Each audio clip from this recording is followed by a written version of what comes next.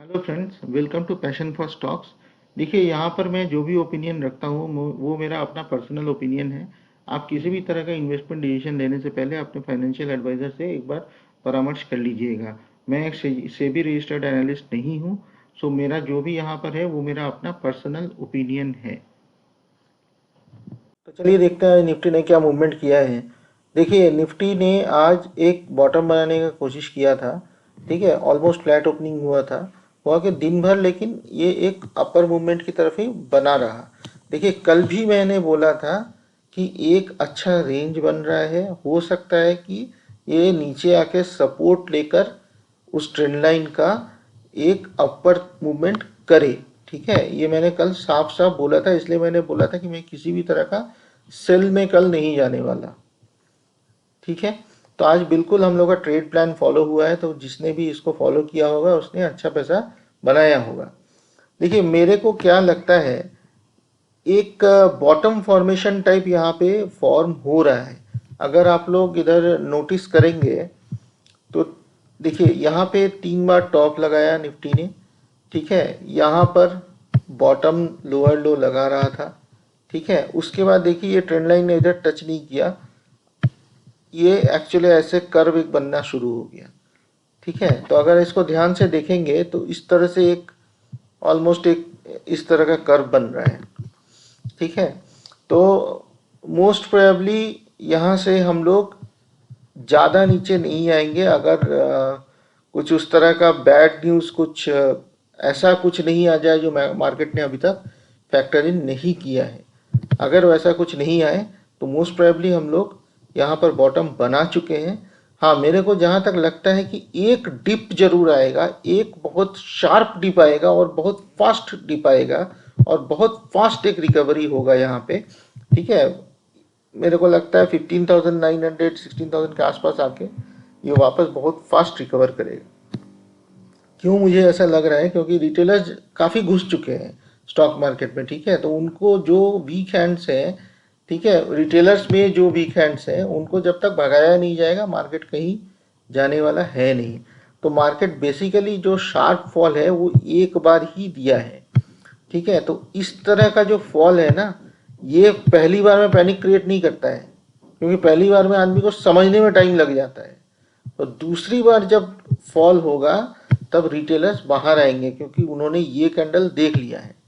तो जब इस तरह का फॉल होगा उनको लगेगा कि और नीचे आएगा मार्केट, मार्केट और नीचे आएगा, 15,500, 15,000, 200, 15,000 चला जाएगा, 14,400 चला जाएगा और वहाँ पे वो निकलेंगे। मोस्ट प्रोबेबली वहाँ से एक बॉटम बन के ऊपर की तरफ आएगा। एनीवेज, मेरे को लगता नहीं है कि 16,000 के नीचे अब मार्केट जाने वाला है, अनटिल अनलेस कुछ ऐसा बहुत ही ज़्यादा बैड न्यूज़ आ जाए मार्केट में।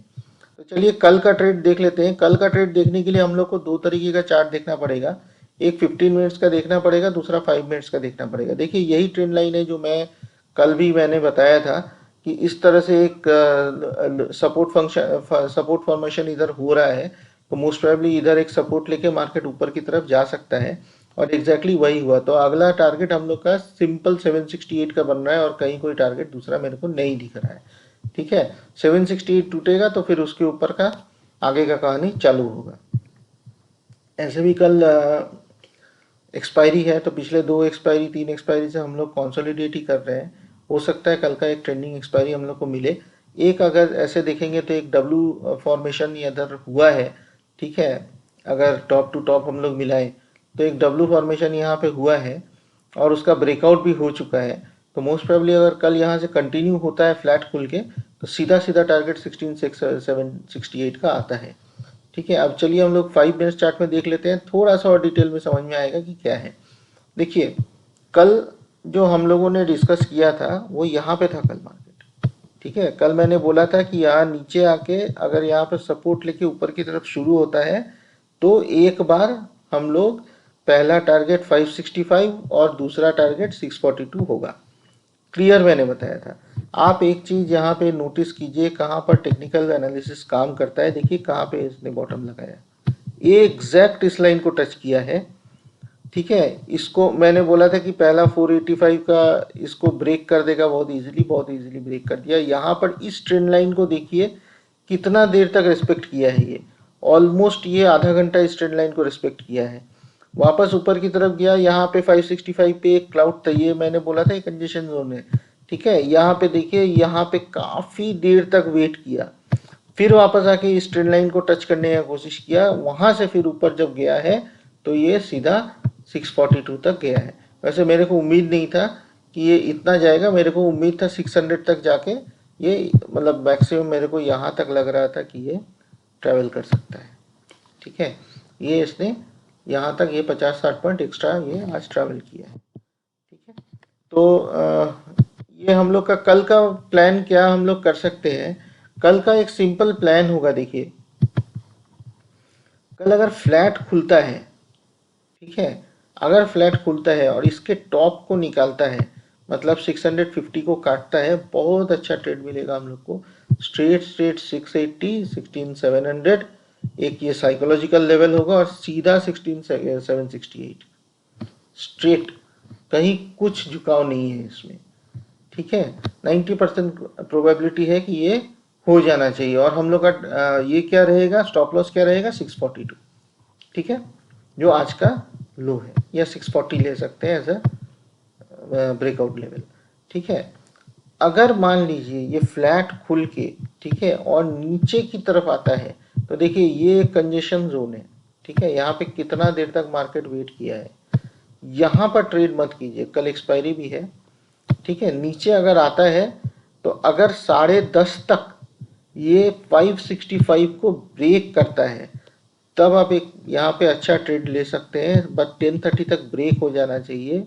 ये ट्रेंड लाइन को अगर स्ट्रेट करेंगे तो इस ट्रेंड लाइन का यहाँ पे 16,500 तक आ सकता है। अगर 10:30 तक फ्लैट खुल के या इस बीच में कहीं पे खुल के 620 600 के आसपास खुल के 565 को ब्रेक करता है, तो फिर ये आप 500 के लिए प्ले कीजिए उसको, और दूसरा कोई ट्रेड नहीं है। अगर गैप डाउन हो जाता है तो भी कहाँ जाएगा, इसी रेंज पे रहेगा, सेम 565 का रूल आ जाएगा यहाँ पे। 565 ब्रेक करते ही सेल कर दीजिए, 500 तक आ जाएगा। ठीक है, आना चाहिए। ठीक है, और टॉप पर क्या है, अगर मान लीजिए गैप अप ओपन होता है तो छोड़ दीजिए उसको, रहने दीजिए। गैप अप ओपन होने के बाद कल एक्सपायरी है, ट्रेड नहीं करना ज़्यादा अच्छा ट्रेड होगा, रैदर देन ट्रेड करके पैसे गंवाना। ठीक है, चलिए अब हम लोग एक अपना स्टॉक देख लेते हैं। देखिए ये जो हम लोग का स्टॉक है, मैं एमटार टेक के बारे में बात करूँ, बहुत ही छोटा स्टॉक है, 3800 करोड़ का स्टॉक है, बहुत ही छोटा कंपनी है ये। ठीक है, ये एक आप लोग को अगर पता होगा, बहुत लोगों को, ये प्रेसिशन इंजीनियरिंग के फील्ड में काम करता है, डिफेंस सेक्टर में बहुत अच्छा काम करता है, ग्रीन एनर्जी क्लीन एनर्जी में काम करता है, न्यूक्लियर पावर स्टेशंस में काम करता है, 40 साल पुरानी कंपनी है ऑलमोस्ट। ठीक है, ये अगर आप देखेंगे अप्रैल 21 के आसपास, मार्च 21 के आसपास इन्होंने अपना आईपीओ निकाला था, हाई बनाया है 2000 के ऊपर का, उसके बाद एक डिप लगा के ये वेट कर रहे हैं 2400 के आसपास का हाई, 2500 का यहाँ पे हाई बनाया था। ठीक है, उसके बाद अभी जो मार्केट गिरा है उसमें नीचे गिर के ये वेट कर रहा है, लेकिन स्टॉक पता है अभी भी सस्ता नहीं हुआ है, ये एक प्रॉब्लम है। ठीक है, इतना गिरने के बाद भी स्टॉक सस्ता नहीं, ये तो यूफोरिया में चला गया, यहाँ पे स्टॉक सस्ता अभी तक सस्ता नहीं हुआ है। मैं ये नहीं बोल रहा हूँ कि महंगा है, बट सस्ता नहीं हुआ है। ठीक है, एक रीजनेबल वैल्यूशन पे अभी स्टॉक ट्रेड कर रहा है, बट ये जो फॉर्मेशन है ना, अगर आप देखेंगे आरओई आरओसी को केयरफुली, ये एक small cap to mid cap transformation का जो जर्नी होता है, उसका आरओई आरओसी का ट्रेंड ऐसा लग रहा है देख के।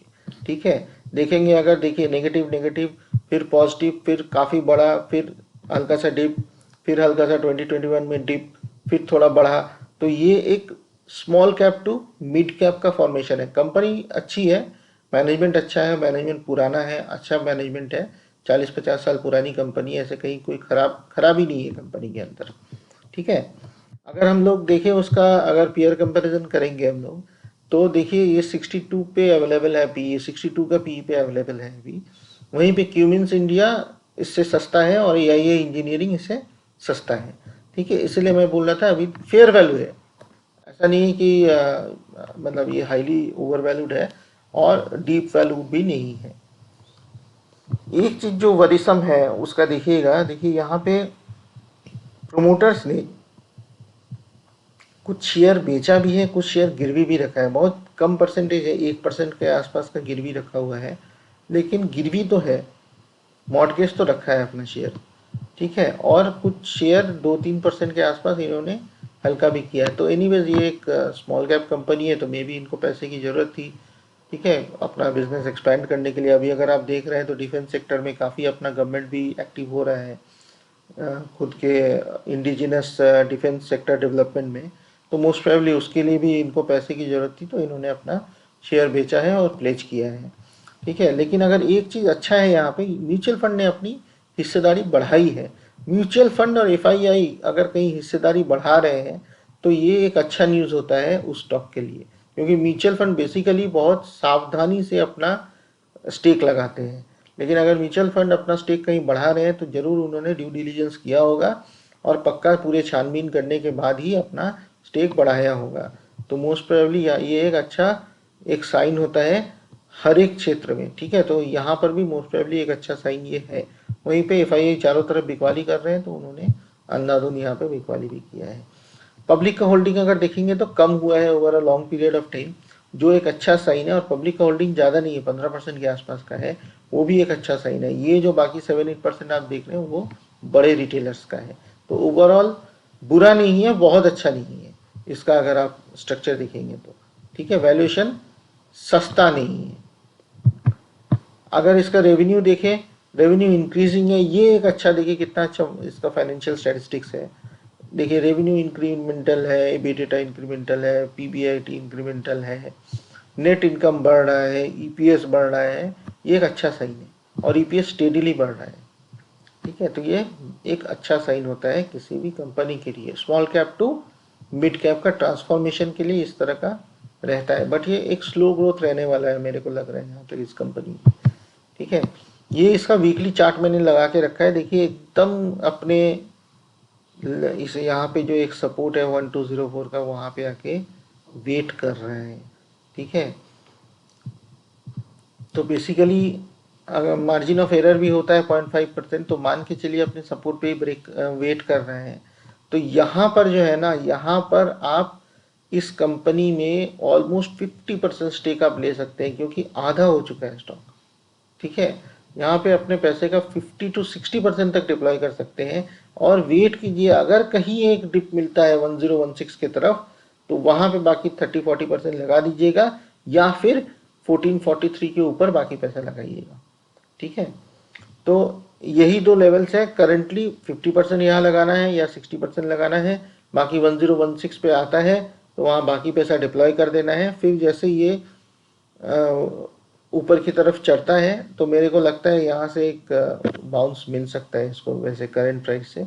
एनीवेज, अगर मान लीजिए नीचे डिप आता भी है तो 1016 के नीचे लगता नहीं है जाएगा, क्योंकि कंपनी में बेसिकली कंपनी में कुछ प्रॉब्लम है नहीं, ठीक है। तो सब पूरा मार्केट ही गिरा है, ये स्मॉल कैप है तो ऐसे इस तरह से गिरता ही है, ठीक है। तो 1204 के आसपास एक अच्छा लेवल बन रहा है, करंट प्राइस बहुत अच्छा है, 50% लगा सकते हैं यहाँ पे, 30-40-50% लगा सकते हैं। वापस बाउंस करे तो बाकी 10-20% लगा सकते हैं, बाउंस करके इसको निकले तो।